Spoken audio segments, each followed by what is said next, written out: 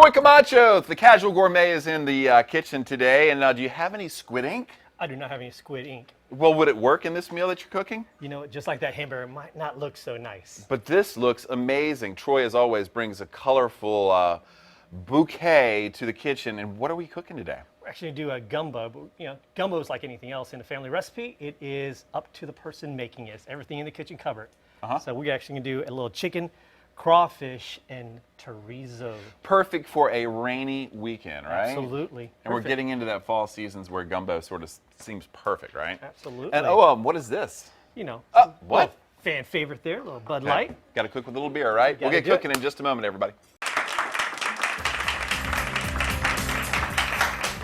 Welcome back to the Hampton Road Show, everybody. We are back in the kitchen with Chef Troy Camacho from the Casual Gourmet at the Culinary Institute of Virginia.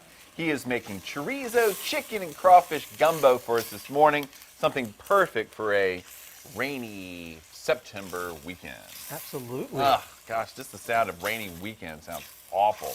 But this looks amazing. Yeah, thank you. You like that little sound of the sizzle going on right now? You're sizzling. That's what Can they it hear is. that out there? Sizzle, sizzle. All right, so how is this different? You said anything goes when you're making a gumbo. Like, absolutely. There's all kinds. People know Cajun and Creole, right? Right. You just got to know the history about Cajun and Creole. Canadians came down, French Canadians, that's one part. You know, that's your Cajuns. And the Creole were the people that actually came from Europe and came over, so you combine the two flavors. One uses tomato, one doesn't. That's really the biggest thing. For us today, the cool thing is what we're going to do is, you always remember, pre-cook your chorizo sausage for this one, pre-cook your chicken, and you have your crawfish all done. And all we got to do is actually cook our ingredients, and it builds on one flavor. This is a great one-pot kind of thing. Right. Everything stays in one, build the flavors. Can you have gumbo without crawfish? You can. You can have a vegetarian gumbo. Just because the band person mentioned it, I think I'm going to have to do that sometime here soon. Okay. All right. Well, let's do this. We got to get cooking here because gumbo takes a while to make, if you don't mind. Okay, so we're just going to dump everything into the pot and let it roll, right? Yep. If you follow the directions, chop everything up, just dump it in here. Leave all the oils in. Don't take anything out. Okay. So go ahead and start away. When we start with the onions? We'll start with the onions first. Okay, so boom. Go with it. Look at that. Then we're going to some green pepper. Green peppers. Lots of great color in a gumbo. So we're sticking in the green family with a little celery. Absolutely. All right. And okra. Okra. Okra. Now here, look, quick one on okra. If you get the actual frozen okra, you can actually get it soggy. There you go. But this is fresh okra, American okra. You got your tomatoes. Got to have some red in there. Yep. Okay. And your spring onions. Now, no one likes a dull gumbo. There's your garlic. Okay. Dump away there. Got some and garlic. then your, what do you think? Those are jalapenos. Those are some peppers. Absolutely. We got some peppers. So now, we got to do here. I see butter over here. We're gonna hold off on that one. Whoa! Hold off on the butter. So here's what we got to do. We actually got to cook this down. So this is the cool part. Take time in the kitchen with your friends. You know, enjoy. While this is cooking down, though, if you don't mind, I'll throw a little something out there. Casual Gourmet just did something different. We opened up a new series, which is Food for Thought, hour-and-a-half long lecture kind of thing with tastings. So you come on out. It's half the price of the normal class. Now you say it's an hour-long lecture. Lecture demo, just like this. You sit in the audience and watch this, and then you taste it.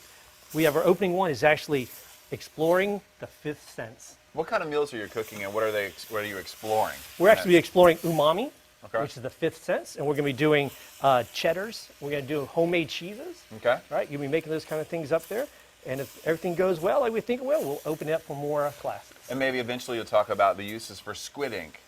You know, we might go there with it. And you've used it before. We have used it. Okay. Yeah. It's just make sure if you do it, wear your gloves. Wear your gloves. That's a good advice. Absolutely. Okay, so you've cooked it down a little bit. You still need to cook down some more? We're gonna let this go just a little bit more, right? Okay. Now the cool part here, if you follow the recipe, what it says is to take the flour. Some say take it out, right? If you take it out, all that stuff's gone, right? All the juices. So take some flour, and all we're trying to do is thicken it up. Cajuns will actually do a couple different ways. They'll actually cook with just butter or oil and get it to a chocolate color. Oh, wow. Really, really dark. That's where the flavor comes from. But for us, for what we're doing here, and for us Americans, we don't usually like it quite that bitey, burnt kind of flavor. So we're just kind of making a little thick roux here. Let it cook a little bit, cook off that floury flavor. I want to get a little thicker. You know, we just always have fun in the kitchen. Yeah. You got to do it. You see how it's getting thick right there?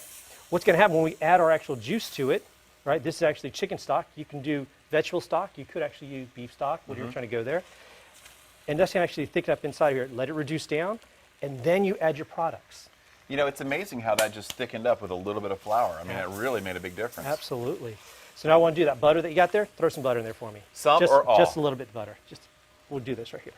I'll let you touch it there. How's that? Okay. Butter's not bad. Everything in moderation, Troy. Everything in moderation, including squid ink. Squid ink. Yeah. So how are the kids? Kids are good. Back at school? Yeah, absolutely. Yeah. Loving it. Is that a good thing? Yeah, they're loving it. They're loving it, so are you. Yeah.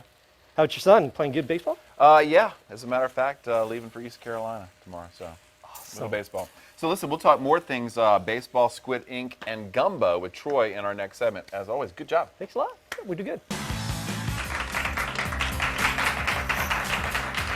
Welcome back to the Hampton Road Show, everybody. We are in the kitchen with Chef Troy Camacho from the Casual Gourmet at the Culinary Institute of Virginia. He is wrapping up his amazing chorizo, chicken, and crawfish gumbo. Well, thank you. And it's really changed a lot since the first segment. Didn't it? Yeah, when we Yeah. first put it in, it just looked like a bunch of vegetables thrown in a pot. That's Right, what it and, looked like. then all of a sudden, you know, it just got all brown and Absolutely. looks like gumbo now. It reduced down, and during the break, you saw me just pour the beer in there, and it actually seized back up again, that little sauciness there. Uh-huh. Right. So you see, we left everything out. During the break, I actually added the seasoning. So you look on the recipe part, there's seasonings. Okay. But just a little quick one. There's a Cajun seasoning. I didn't use this, but you can use that instead of using all those things. Keep it really simple for you. Uh-huh. Really nice. Make it a little simple for you, the Absolutely. Cajun seasoning. Absolutely. Hey, I'd be remiss if I didn't do this. I got to say thanks to Artisans for giving me the fresh bread this morning. Oh, okay, good. I ran out. Awesome. Thank you, Artisan. Thank Hey, you so so much. here we go. Let's drop these things in here. So we got some chicken stock, we got the chorizo, and we got the crawfish. So you want to just add Drop it to that in there. Okay. Yep. So Let's chicken's mix in. it. Yep, And the chorizo absolutely. and the craw. Thank you. Now, we're going to add the chicken stock. Pour some chicken stock in there, if you don't mind. Let's have some fun. We're going to turn the heat up a bit. Keep it going. We'll say when. And we'll stop right there. All right. Thank you. So now, all we got to do is look at that color. I think it's on there. Look at Yeah, now you that get looks to see amazing. It's got great color and the texture looks for real. So listen, how are things over at the Culinary Institute? It's going good. You know, To anybody who's interested in maybe a job in the culinary arts, this is a great place to start. it is. You know, right now, open season is all the time. Every 5 weeks, you sign up for a culinary degree. Come on over, ECPI. Just come check us out. ECPI.com or CIV. Okay. You got to come see us. Set up an appointment. Love to show you around. Ask for me. I'll show you around myself. Right. You know, but every degree you think about, we've opened up. We have an associate's degree. Some people don't want an associate; they want a diploma. So we got a diploma program. Right. We have a baking and pastry. So it's all there, and we've got our new within the past year bachelor's program designed just for culinary. Oh, It's sweet. so everything designed just for that. So it's really How long nice. is the program? We have a 2x2 program, Okay. right? So it's nice because you do about 15 months, Right. Right, we go 2x2, get your associates and get your bachelor's all in one. That's right. And got become it. a better chef, just like that. Absolutely. So this right here, the beauty of this, I don't want to say set and forget it. Before I had to keep stirring because you want to burn it. Right. So let it go. You put a lid on it or whatever. You let this rest all day. So those people like to work on crock pots. Right. Right. Beautiful crock pot. Now, is it supposed to be that liquidy, or is it going Actually, Cook look, down a little bit, I turned or- it up.